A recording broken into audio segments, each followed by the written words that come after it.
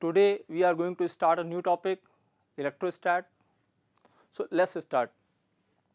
So you must have observed that when you rub comb against your hair, then it gets the ability to attract the tiny particles or tiny bits of papers, right? And what about experiencing a tiny shock when you touch someone in dry climate? So you must observe some shock, right? And it is fascinating to see the thunderstorm. Early culture used to assume this to be a divine force. So you can see that this is definitely a good display of nature's power and aggression. So until 1752, people used to see this as divine force till Benjamin Franklin establishes that the reason of lightning bolt and the reason of tiny shock when we touch someone is same, and the reason was charge.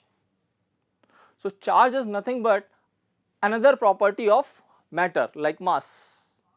So in this chapter we will talk about charge. So in electrostat we will be talking about charge, but with the condition that it is at rest. Here electro means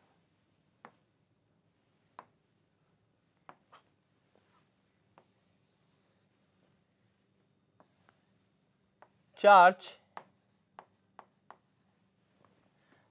and statics means rest. So this chapter is about charge at rest. So we will be talking about those cases where our charges will be at rest. So what basically the charge is? Just now I told it is like another property same as mass. So matter will have mass, matter will have charge. So how charge is defined? So charge is the property associated with the matter by virtue of which it experiences and produces electric and magnetic phenomena. So this is the definition of charge. Charge is the property associated with the matter due to which it produces and experiences electric and magnetic effect, right? Generally we represent charge by Q.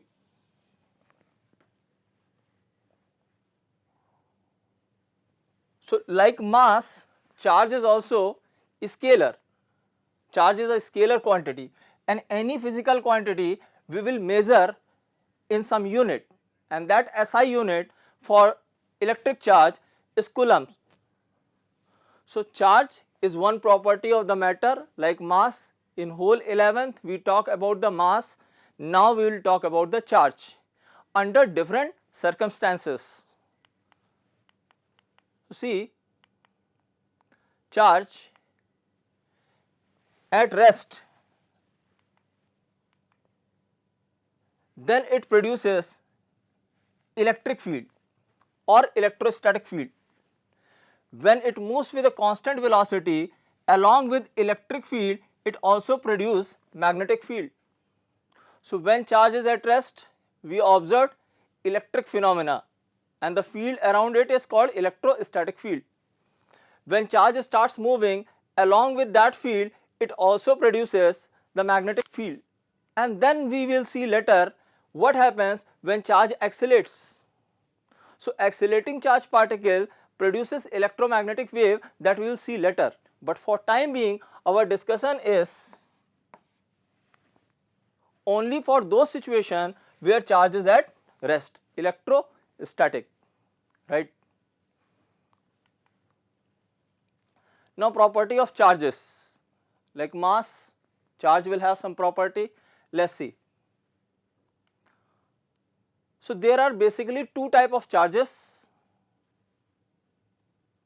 named arbitrarily by Benjamin Franklin as positive and negative. So one charge we consider positive and another charge we consider negative.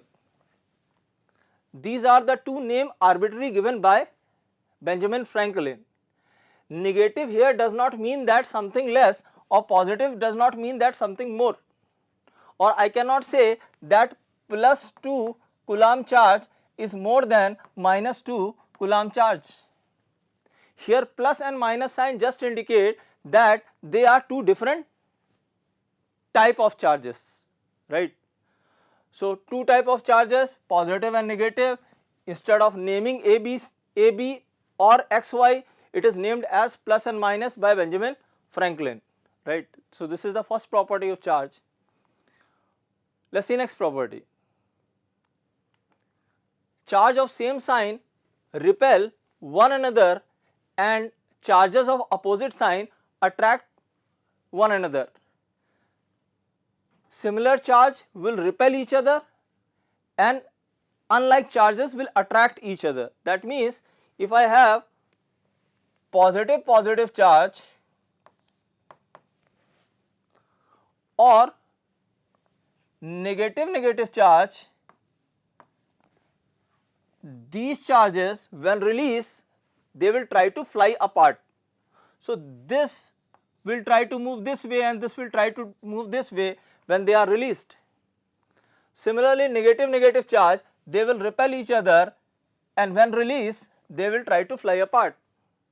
So like charges repel each other while unlike charges, if I take one positive and another negative,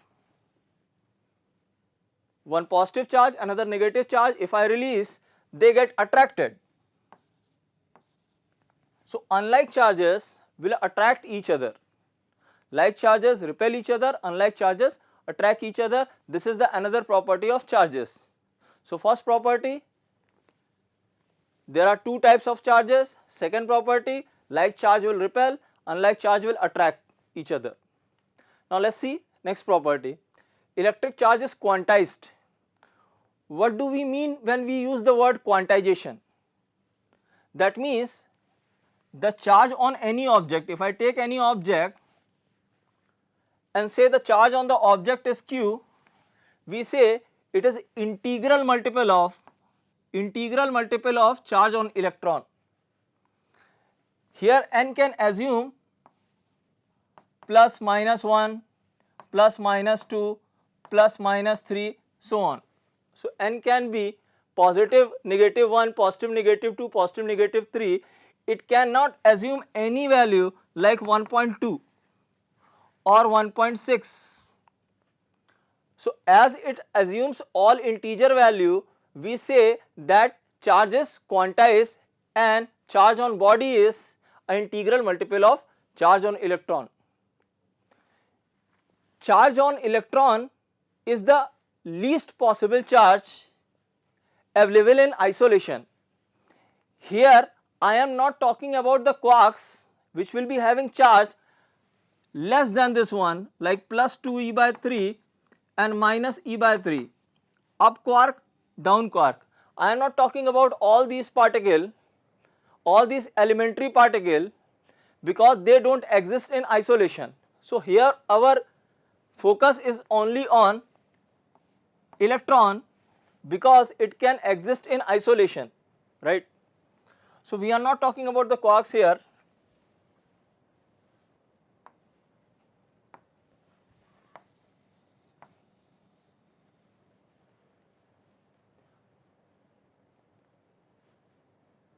So charge is quantized, charge on any body is integral multiple of charge on electron.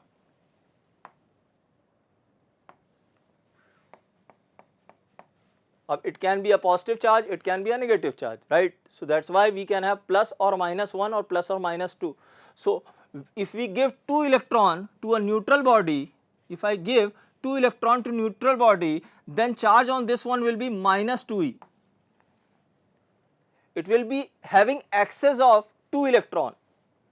If I just remove 2 electron from the neutral body, then it will be having, if I take 2 electron from the body, then it will be having plus 2 E charge. I cannot remove charge less than 1 E from the body. So that's why the least possible value is E. Either it can be plus or minus, that depends on whether I have given the charge or I have taken charge from the body, right. So this is electric charge is quantized. I hope this concept is clear. Now conservation of the charge in an isolated system.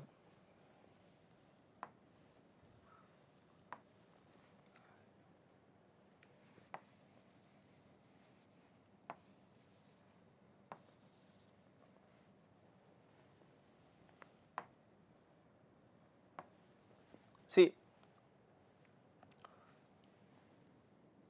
if I take two bodies, one is having plus 2 microcoulomb charge and another body having plus 3 microcoulomb charge, and they are conductor. If I connect them directly or by some conducting wire, if I just join them, then few electron will move from one body to another body, right.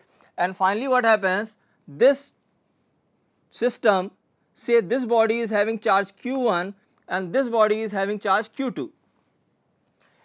As I join them by insulated handle, I connect this by insulating handle, I connect this by insulating handle, and just I touch these two.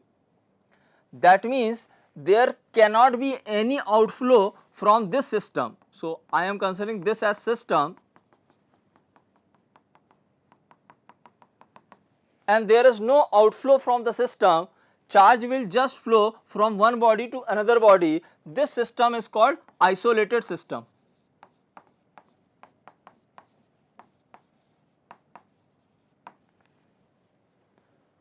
So according to conservation of charge, for an isolated system, the total charge on the system remains same. That means after joining them, Q1 plus Q2 must be equal to this 2 plus 3 microcoulomb.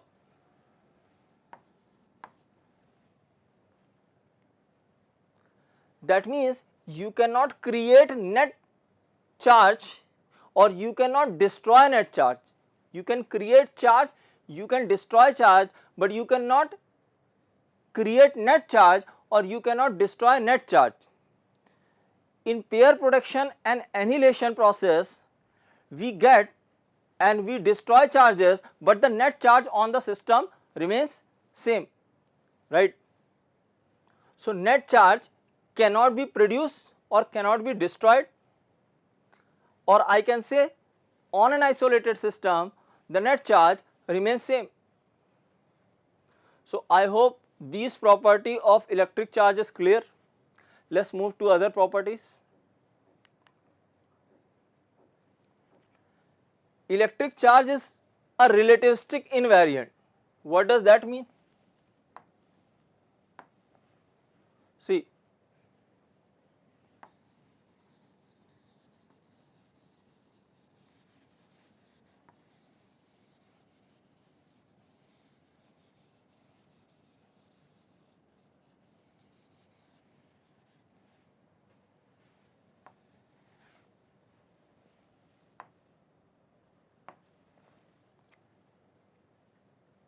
unlike mass, if electron moves with a velocity close to the speed of light, the charge on the electron remains same.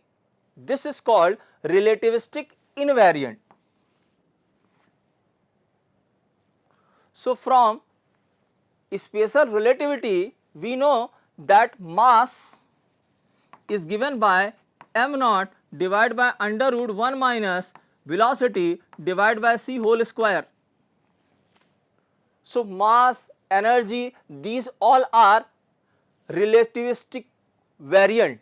So these all are similarly energy I can write in terms of, or I can modify this term according to the Lorentz factor, right. So energy and mass, they are relativistic variant, but no matter whatever be the velocity of electron, the charge on electron will remain same. This property is called relativistic invariant. So, charge on electron is one of the invariant of physics, right, unlike mass. Now, let us move to next property. See, now basically we divide object in two ways. We say whether they conduct or they do not conduct. So, what are conductors? Conductors are material in which electron can freely move.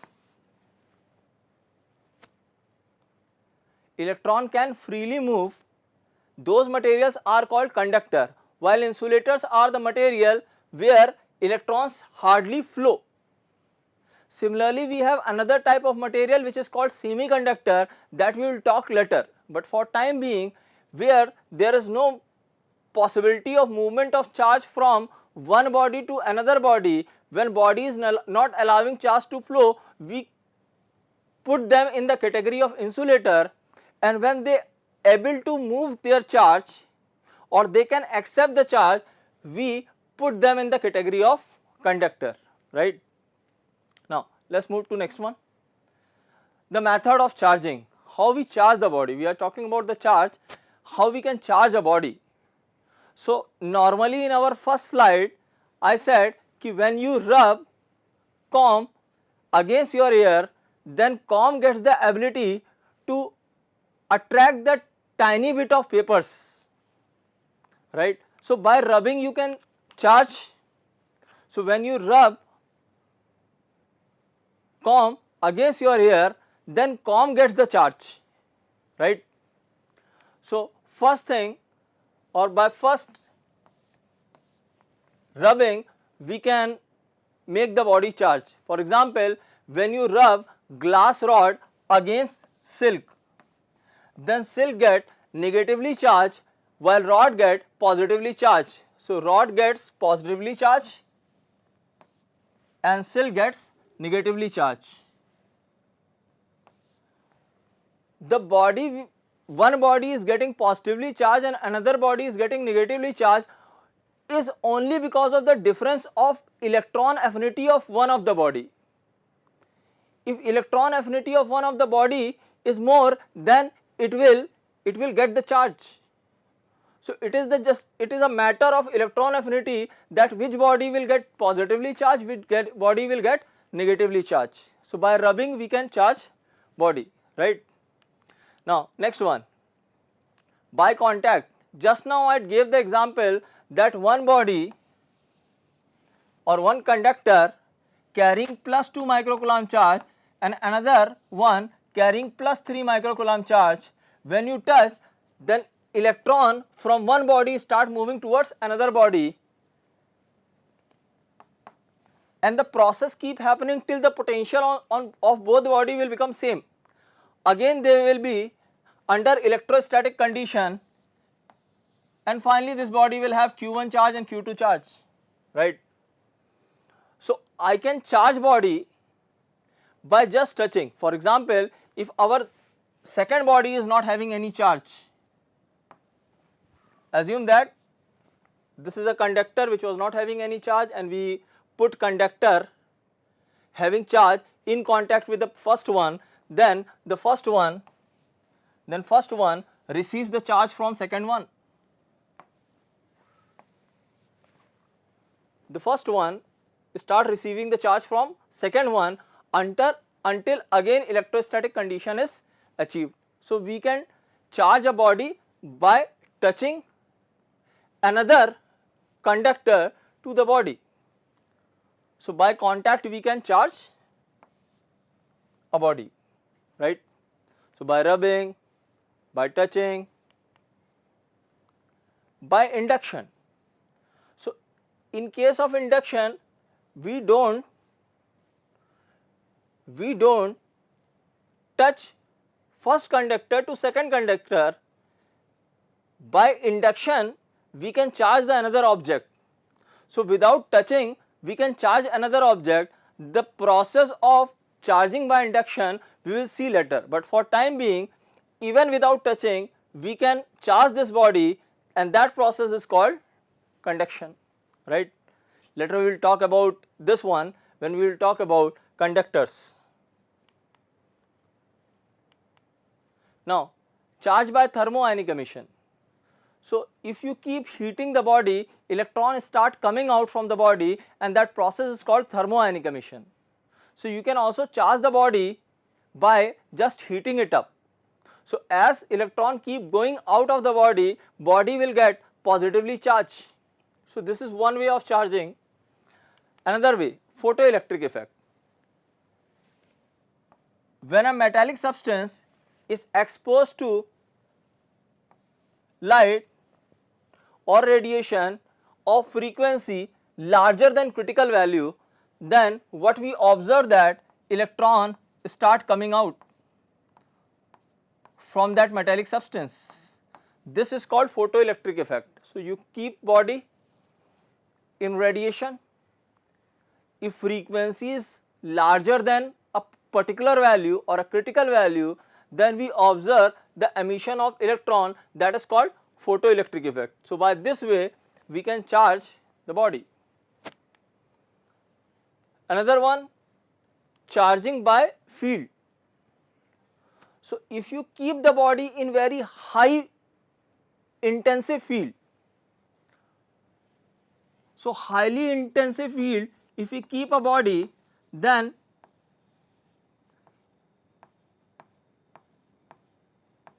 inside the body electron start experiencing the force. If force is large enough to make the electron leave the conductor, or if force is large enough to make electron to overcome all the forces due to the body, then electrons start coming out and body start becoming positively charged. So, this is another way of charging the body. So, by rubbing we can charge the body, by touching we can charge the body, by thermoionic emission we can charge the body, by photoelectric effect we can charge the body, and by field emission we can charge the body. So, these are the way by which we can charge the body, and by induction how to charge the body we will see later, but for time being you can keep that in mind. By induction we can also charge the body, right.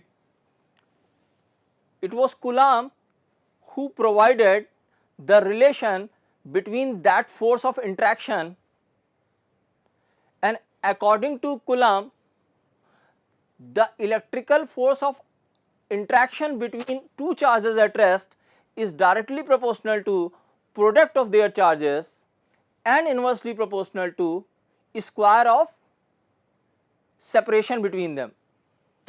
So, let us first see the statement.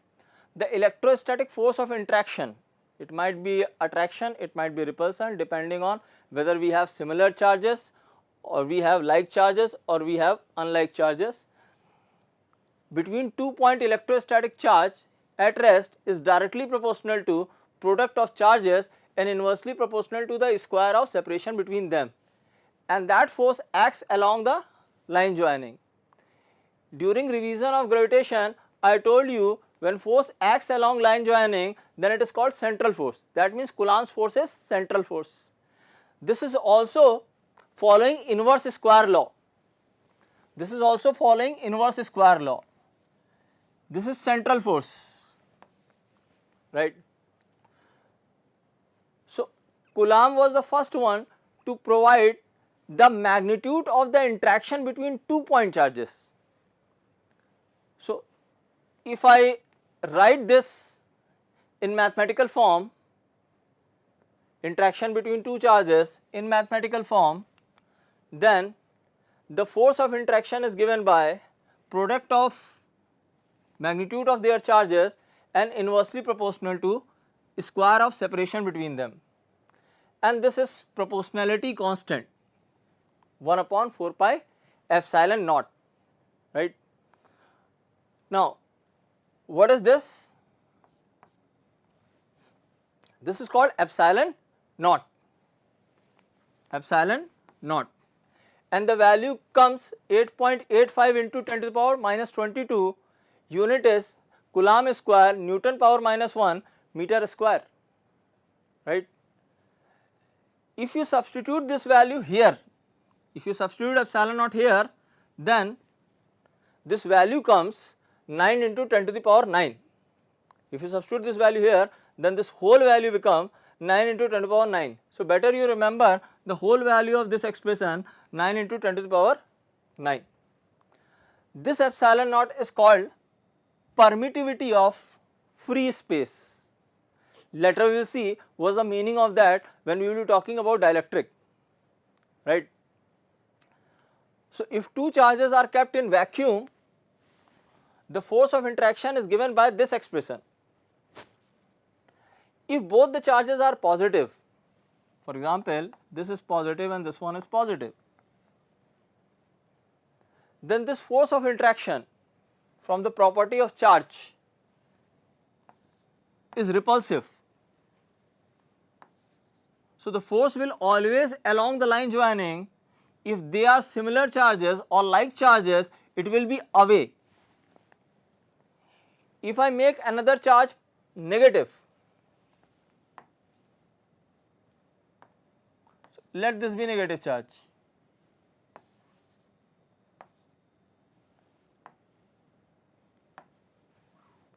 so this one I have taken positive, this one is negative. So, the force of interaction, here I am talking about electrostatic force of interaction. So, force of interaction between them will be along the line joining towards. So, they will attract each other with this force. According to Newton's third law, whatever force this exerts on this one, same force this will exert on this one in magnitude. Direction has to be opposite, right. So, force of interaction between two charges placed in vacuum is given by this one 1 upon 4 pi epsilon naught q1 q2 upon r square. It might be attractive in nature, it might be repulsive in nature, that depends on the nature of charges, whether they are like or unlike.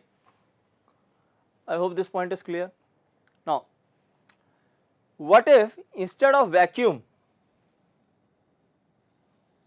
this is permittivity of free space, vacuum. Instead of vacuum, if I place them in some medium, isotopic medium. So, property of medium in every direction is same. If I place these two charged particles in some medium, then the force of interaction between them will remain same, but it is the net force between them which changes. So, if I ask, I place the whole arrangement in water or some other substance, then what would be the force of interaction? So, the magnitude of force of interaction between them will remain same, that is not going to change. Again we have the same formula, but if I ask what is the net force changes. So, let us see. So, two particles I am placing in medium, right. Its permittivity of free space was represented by epsilon naught. So, I am calling permittivity of space as epsilon, right. Now, if I ask what is the force of interaction between these two, electrostatic force of interaction between these two is still same. So, force on 1 by 2 irrespective of what is the medium, 1 upon 4 pi epsilon naught q1 q2 divided by r square. But if I ask what is the net force on this one, so what happens, this was either attracting or repelling the another particle. Now, when you place a medium, dielectric medium, the charges in the medium start exerting force on this particle. So, the net force experienced by this particle will be due to the presence of another charge and the presence of the charges in the medium. So the net force gets modified. So if I talk about the net force, so here I am talking about net force, net. So the force of interaction is still same. If I am assuming this is plus q1, this is plus q2, I ask what is the force of interaction, you will still say this is the force on 1 by 2 and this is the force on 2 by 1. Force on 1 by 2, force on 2 by 1. If I am considering plus, they will be along the line joining away. Still they have the same magnitude, right? But what happened that because of the medium, another force came into picture. So another force, medium also exerts or start exerting force.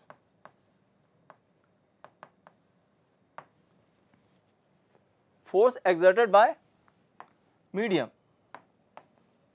Let me write it again.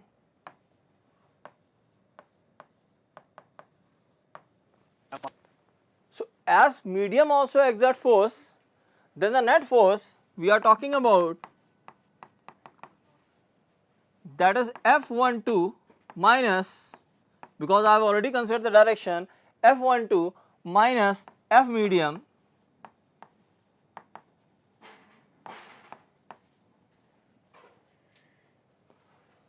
using this relation you can also find out the force exerted by medium on this particle, right.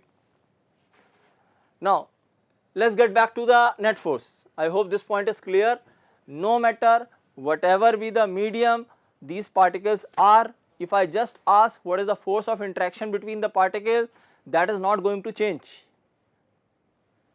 It is the net force which gets affected due to the charges of the medium. So medium also start exerting force and the net force particle experiences now is given by 1 upon 4 pi epsilon naught. This is called relative permittivity. ER is relative permittivity. How we write relative permittivity? So relative permittivity is permittivity of the medium divided by permittivity of free space. That is also called dielectric constant.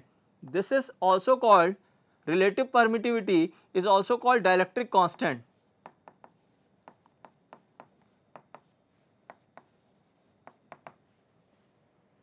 So instead of writing this one ER, I can also write this expression as 1 upon 4 pi epsilon naught q1 q2 r square k. So this can also be written as 1 upon 4 pi epsilon naught k in terms of dielectric constant q1 q2 divided by r square, right. What's the application of dielectric constant and all, we will see later, but for time being, if it is or two charged particles are placed in a medium of dielectric constant k, then net force experienced by any of the particle is given by 1 upon 4 pi epsilon naught k q1 q2 upon r square, right. So this is dielectric constant or relative permittivity, and epsilon naught is called epsilon is called absolute electric permittivity of the medium. So I can write K or I can write E here, right. So when particles are in vacuum, what happens we know, when particles are in medium, what happens we know, right. So I hope the formula is clear. Now let us move to next slide. So most frequently we will be using Coulomb's law for the situation where charge is distributed in space. For all such cases it is better to write everything in vector form. So let us see how to write Coulomb's law in vector form. So let us consider two positive charges q1 and q2, q1 and q2 plus q1 plus q2, right, and this is the force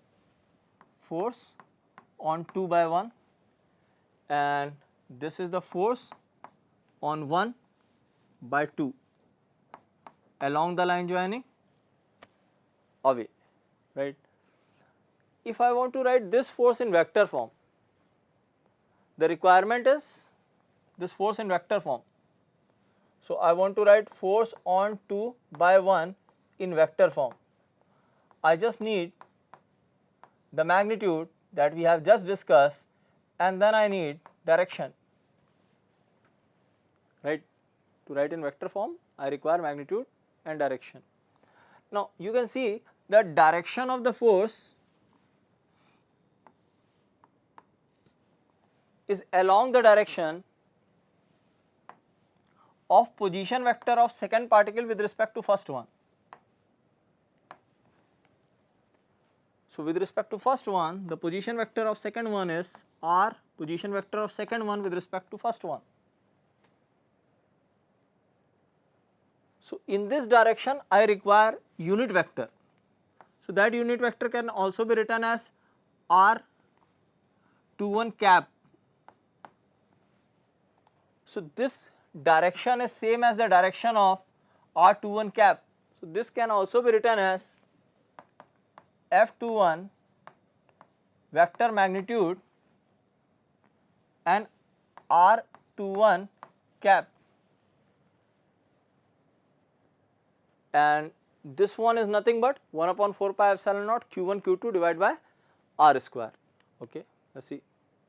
Now, the force on second one by first one is 1 upon 4 pi epsilon naught magnitude of this one, and then is direction, right. What if another particle is negative? The direction of force will be reverse. If direction of force is reverse, then what we can do for all such situation, here as this is written in vector form, then we will write these charges with sign, automatically direction will come. So, here q1 q2 are with sign. So, remember the sequence, here I am writing 2 1, here also I am writing 2 1. You need not to alter the direction here, just substitute the sign here, force will automatically get reverse. I hope you are understanding. Let me draw it here. This is q1 and this is q2. For time being I am assuming this to be positive and this to be negative, right. Now, force, electrostatic force will be attractive in nature, it will be like this, and you can see the position vector right now in this direction, position of 2 with respect to 1 is in this direction. So, if I substitute this charge with sign, automatically the direction of this force will get reverse. So, better if we write in vector form with the same sequence 2 1, 2 1 here, and these charges with sign, then automatically this will come in vector form, right. Or else you can see the nature of the charges, according to that force will be along the line joining away or force will be along the line joining towards, right. I hope this vector form is clear.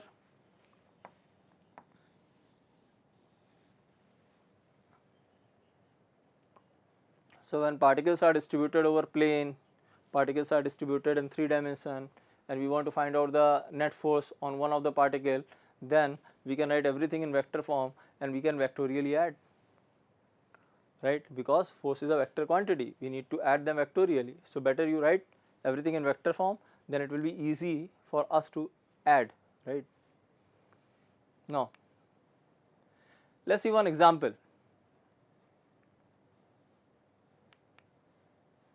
So, I have taken two charges, 2 point charges q1 q2, right. Let us say this is q1 and this is q2, right, both are positive.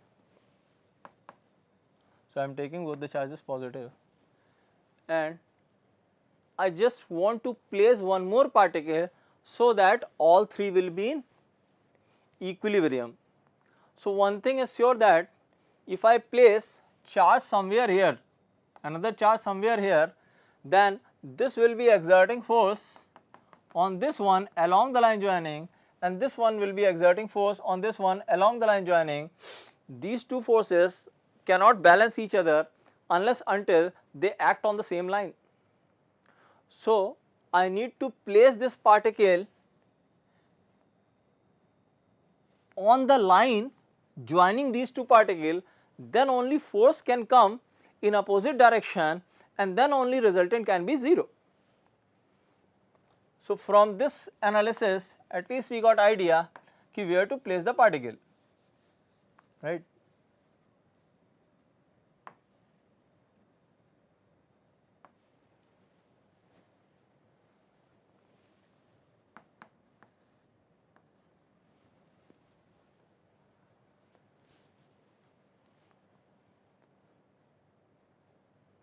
So, both are positive. If I place one charge here, right, I do not know distance and all, I will call this distance to something, okay, let us call this distance as d or r. So, q1 and q2 are at distance r, and we want to place a charge q in such a way so that all charges are in equilibrium. So, this is in equilibrium, this one in equilibrium, and this one will come in equilibrium, right.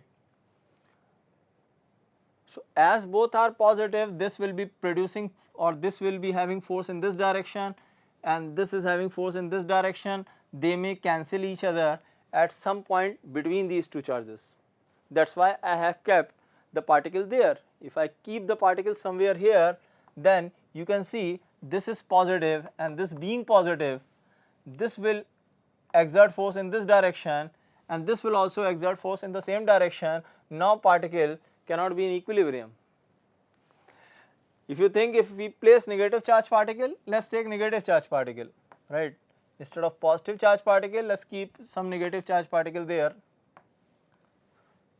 So, if I place minus q here, then you can see this will attract this particle, force will be along the line joining towards, and this will also attract the particle, force will be along the line joining towards. Again, both the forces are in same direction, they cannot cancel each other at the point this side. By the same logic, I can say that they cannot cancel each other at any point this side, right. So, the only option left is placing the charge particle in between, right. Okay.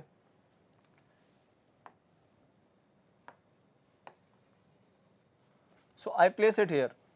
Now, again see the free body diagram of any one of the particle except q. This q will exert force on q1 this way along the line joining away. I am drawing free body diagram of this. So, forces by all other particle on this one, that is free body diagram of q1. Similarly, this being positive will push it away. So, you can see both the forces are coming in the same direction. Here these two are providing force in opposite direction, they can cancel each other, right, even if this is positive. But in that situation this cannot be in equilibrium. So, what we can do, instead of placing positive charge here, if I place negative charge here,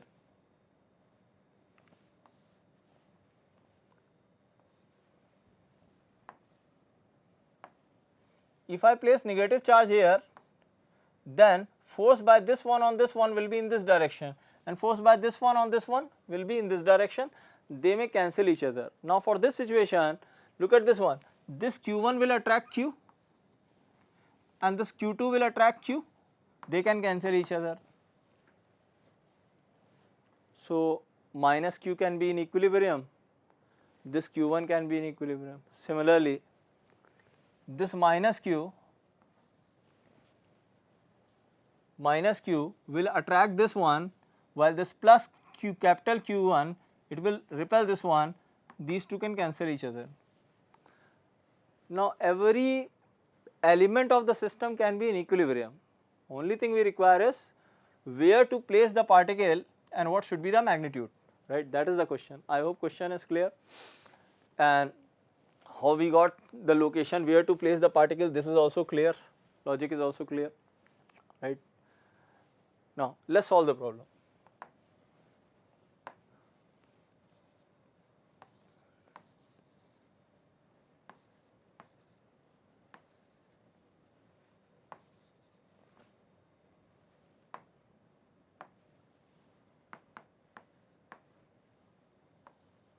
So we are placing negative charge particle, and where we don't know,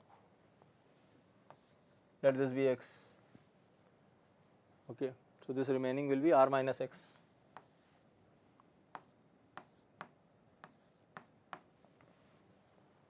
The force of interaction between these two,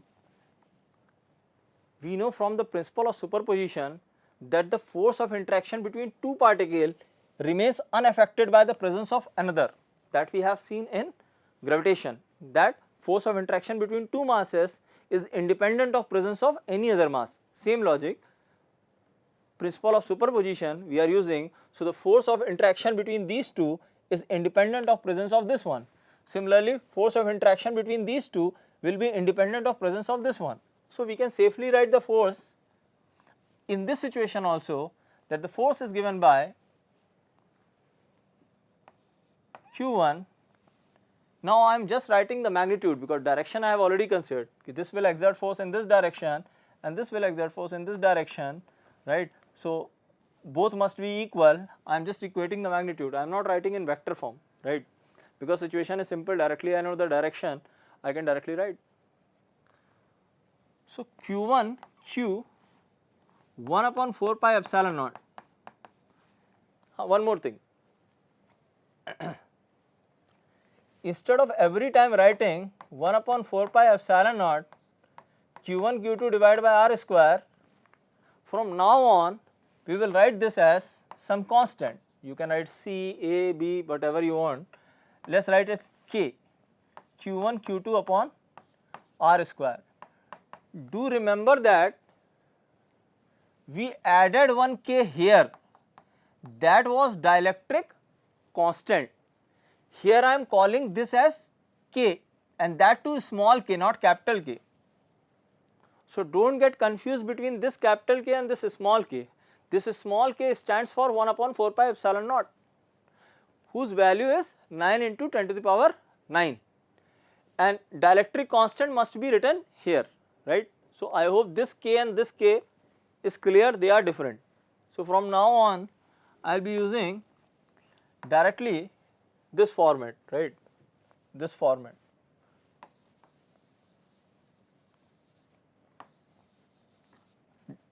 And you can write 1 upon 4 pi epsilon naught also. Just to avoid writing more number of term, I am considering this as some constant, right.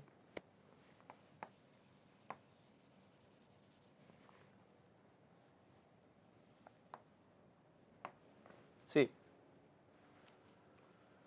so this force will be equal to K times Q1 Q divided by r square, and this force on Q by Q2 is K Q2 Q divided by r minus x whole square, right. So from here you can see that this K, Q, they all will get cancel out, and we can simplify this one, right. So we can simplify this one and we will get the value of x from here. After simplification you can find out the value of x.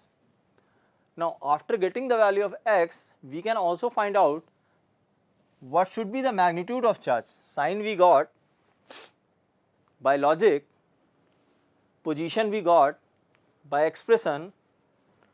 Now we want to calculate the magnitude of charge.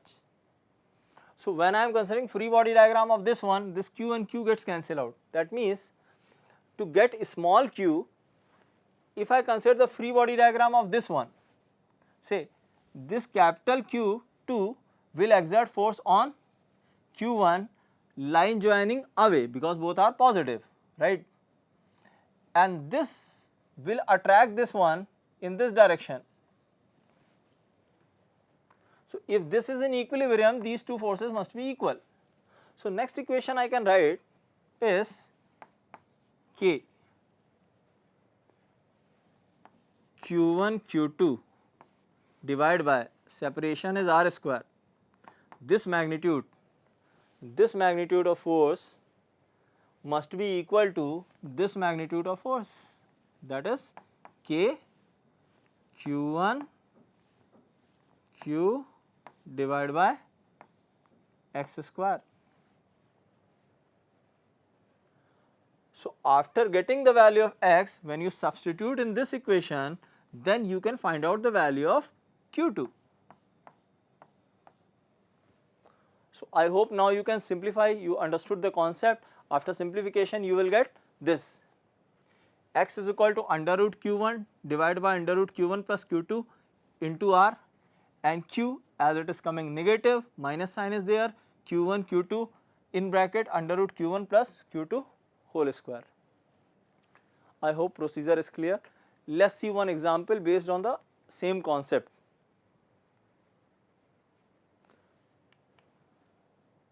So, one more point, see under the action of only Coulombian force, the system can never be in stable equilibrium. What is stable equilibrium? What is unstable equilibrium? Let us understand that.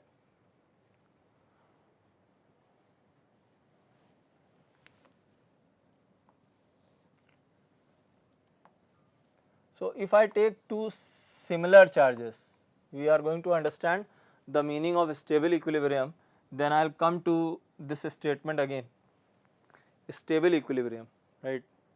So, I am keeping two charges fixed.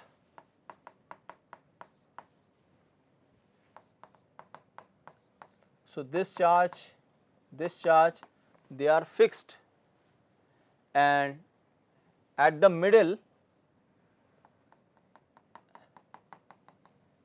if I take some charge plus q, right, exactly at the middle I have taken plus q charge, right. So, they are in a space in air. So, this is fixed, this one is fixed, another charge in positive charges at the middle, right.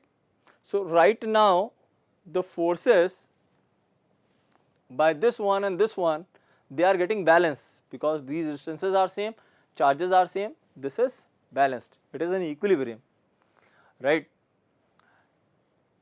If I displace this charge little along y direction, so I displace the middle one in y direction. So, if I displace this one in y direction somewhere here, then this start exerting force along the line joining in this direction, and this start exerting force along the line joining in this direction, right. So, one force is coming in this direction, another force is coming in this direction, their horizontal will get cancelled out, vertical will get added. As vertical will get added, when you release this particle, this will start moving in this direction. That means for this particular point, this in this direction, it is unstable equilibrium because it has not got any tendency to get back to its initial point. So, when you release, it goes in the same direction. It has not it does not have any tendency to get back, right. So, for the situation where particle is in equilibrium, and if you disturb the equilibrium, particle is having tendency to get back to the point, that is called stable equilibrium, and when particle is not having any tendency to get back, it is called unstable equilibrium. So, same position become stable equilibrium when you displace particle in x direction. Let us see.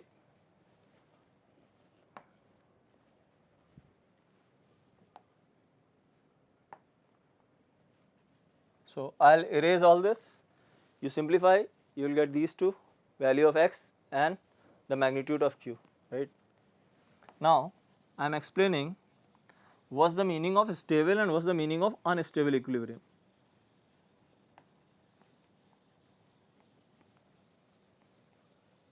So you must have learned all these terms in your 11th standard work energy topic, right? Here I am explaining it again in terms of electrostatic, right? So what I said,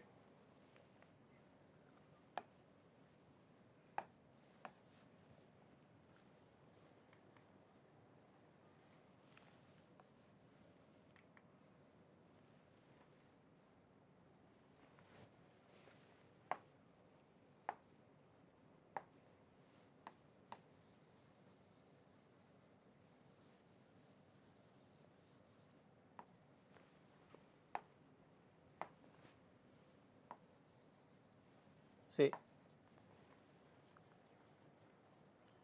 what I said, if you displace this particle along y direction, it is kept exactly at middle, right? Exactly at middle, forces are balancing, forces are getting balanced. Now, when you displace this particle in this direction, as the force coming from this one this way, force coming from this one this way, this will be, this position in this direction will be unstable equilibrium. If I take minus q charge instead of plus q charge, if I take minus q charge and I displace it in y direction, now look at this one. If I take negative charge, then force will be attractive in nature, force will be exerted by this one along the line joining, force will be exerted by this one along the line joining. So when you displace the middle one up, the forces will be like this and their resultant will be in y direction towards the initial position. So when you pull it up and release, it has got the tendency to get back. So for negative charge, this position in this direction is a stable equilibrium, but for positive charge, this position in this direction is unstable equilibrium, right? Now, instead of displacing in y direction, if I displace in x direction,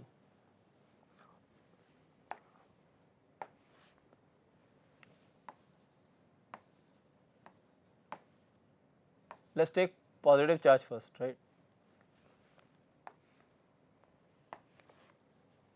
So this is plus q and from this location I displace it this way.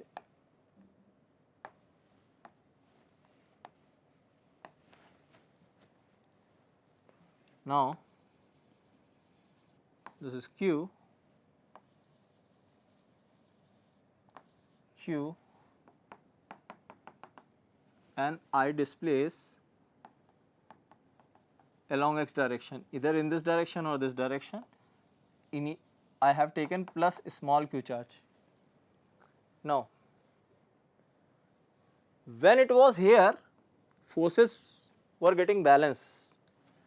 When I displace it, now it is near to this charge, it will experience more force away, and as it is at the larger distance as compared to this one, this will exert lesser force.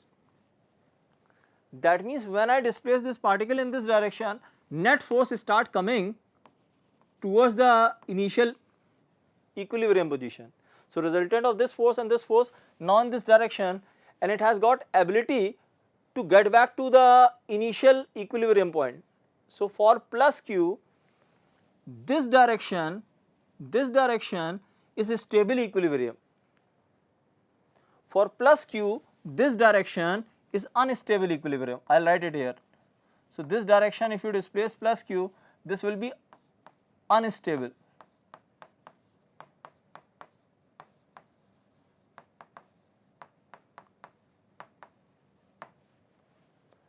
And if you displace it this way, if you displace in this direction, this is stable equilibrium.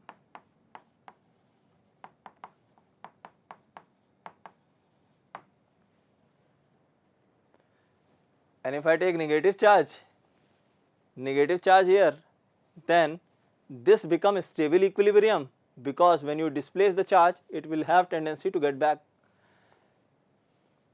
While this location for this direction, if I take negative charge, then this will become unstable equilibrium.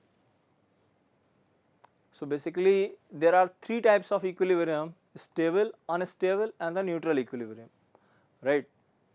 So we have discussed stable and unstable equilibrium. The statement says that under the action of Coulombian force, only Coulombian force alone, system cannot be in stable equilibrium. That means right now you have calculated the position of this third charge particle for which the whole system, that means every element of the system remains in equilibrium. But if you slightly disturb the system, if I just move this way or move this way, the whole system won't have any tendency to get back. So our system is unstable system. If there are some other type of forces like gravitational force is there or some external force is there, then under the action of all the forces, the system can be in equilibrium. I may have force here and I am displacing the particle, then I might be getting stable equilibrium, right. But if only Coulombian forces are acting, then system cannot be in stable equilibrium. This point is clear. So instead of taking all the charges on the line, now I am taking charges on a plane. It can be in 3 dimension also, right. So I am taking charges on a plane.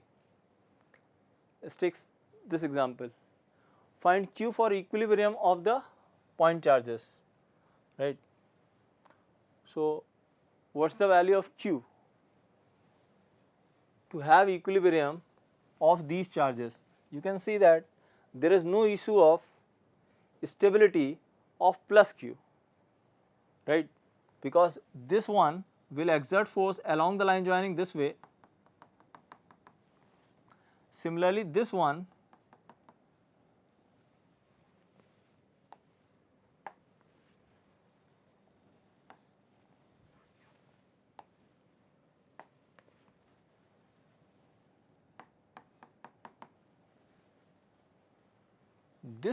will exert force on this one along the line joining this way. These two will cancel each other. Same way, this small q will exert force on q along the line joining away. This will exert force on this one along the line joining away. These two will also cancel. So there is no problem of equilibrium with q. So this q will be in equilibrium, but this might not be in equilibrium for all the values of capital Q. Let us find out that if for a particular value of Q, this small q is in equilibrium, or for all the value of Q, this will be in equilibrium. Now you can see, now I will draw the free body diagram of this small q.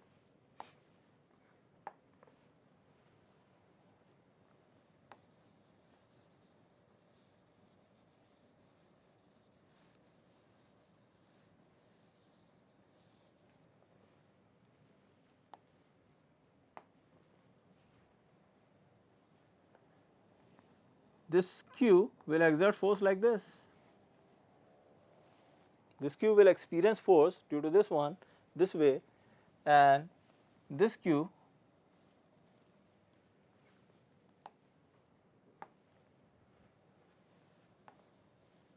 I have taken that charge positive. So if this is positive, force will be along the line joining this way between these two, or on this one by this one. Similarly, force by this one on this one along the line joining away, repulsive force. Now force by this positive charge on this charge will be in this direction. Now look at the free body diagram, all the forces are coming this way. So if it is in equilibrium, this must exert force equal to the resultant of all three in opposite direction. That means that black one or capital Q capital Q, let me draw by vector with black. Okay. Now I hope it is clear कि this force is on Q by this capital Q. They must get balance for it to be in equilibrium. This angle is 45, this angle is 45. Separately, if I draw diagram,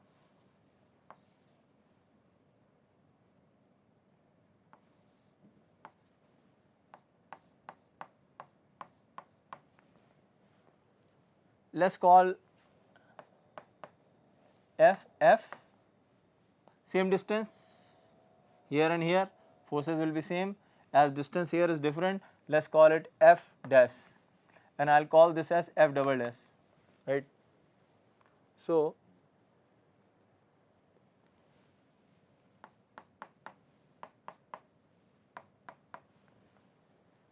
you can see that this force will have two components, one in this direction, that is cos 45, another in this direction, that will be sin 45.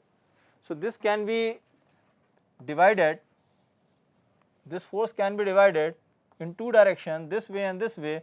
I am writing sin 45 this along the angle cos, perpendicular to that sin 45 1 by root 2, I am directly writing by root 2. This will be f by root 2. This component in this direction will be f by root 2. Similarly, I can resolve this force in this direction, that is f by root 2, and in this direction, that is f by root 2.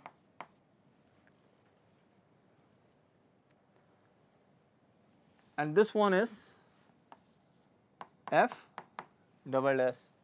As you can see from diagram, these two will cancel each other. These all will get added, and that must be equal to this f double dash, right. So, what I can write, f double dash must be equal to f dash plus f by root 2, f by root 2, that is 2 times f by root 2, and f dash, this force of electrostatic force of interaction between q, small q, and this q, that is k q square divided by root 2, if I assume the separation to be a. Charges are placed at the vertex of square, right. So, root 2a whole square plus 2 times f. What is f? What is this force? Separation is now a. So, q square divided by a square, and double dash is what? Double dash force on this one by this one, right. So, k q divided by the separation between them, this total distance will be a root 2, from here to here this distance is a root 2, and half of that will be a by root 2, half of that will be a by root 2. So, I can write a by root 2 here.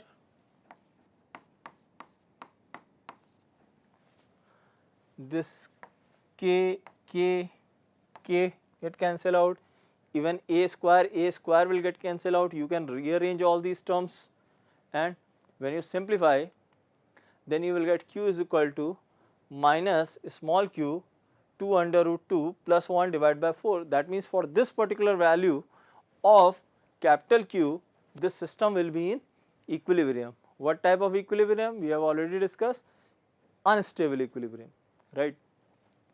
So, I hope application of Coulomb's law is clear, and we have already seen that how to write the force in vector form. So, I suggest you to go through what we have discussed today from your textbook, and then some more point will get clear. If you have any doubt, you can post those doubts, and I will try to clear those doubts. So, this is it for today's session. Tomorrow we will talk about the other application of this force, Coulomb's force. Thanks for watching.